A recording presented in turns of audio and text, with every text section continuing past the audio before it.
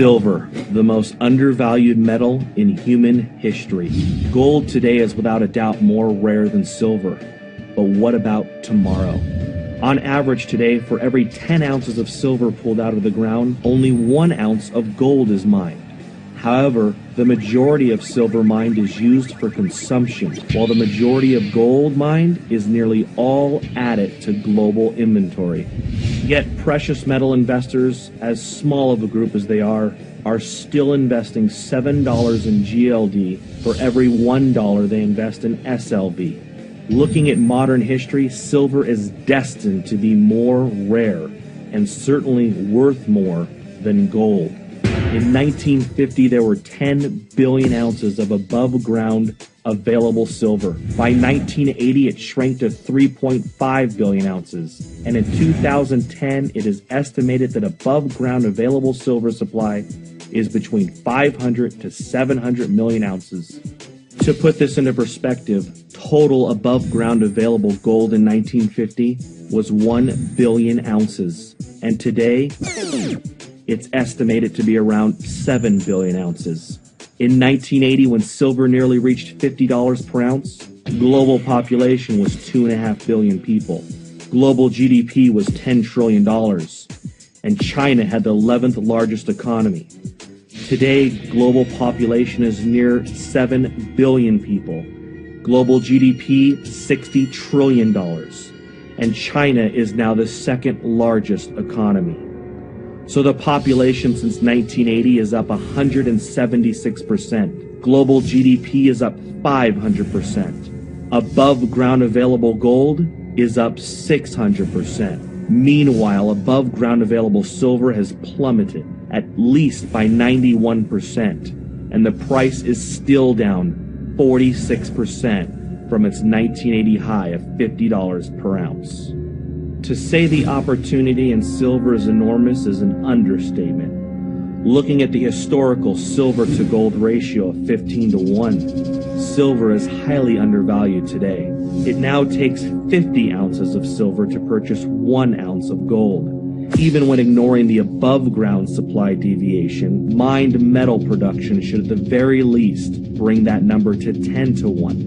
Using today's prices with gold at $1,400, silver should be worth no less than $140 per ounce. Silver is being consumed more than ever, and it is a fact that there is less above ground available silver than there is gold. Industrial demand for silver is up 18% in just the last year.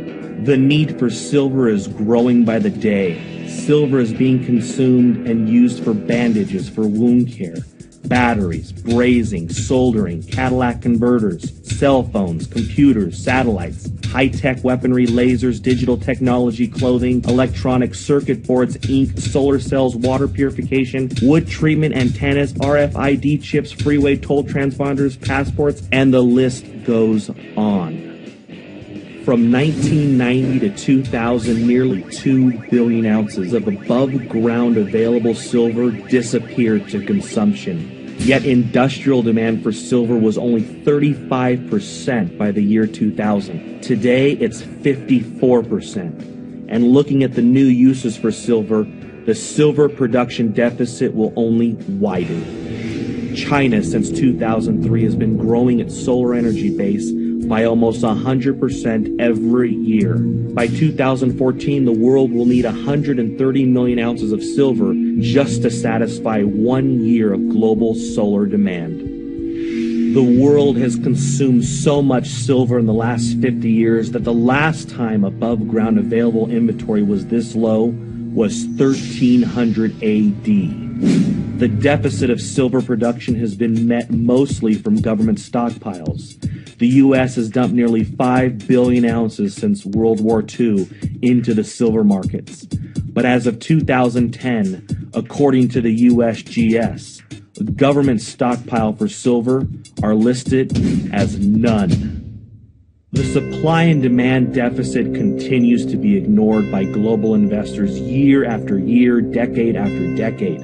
Total mining production for 2009 was 710 million ounces. Total demand was 889 million ounces.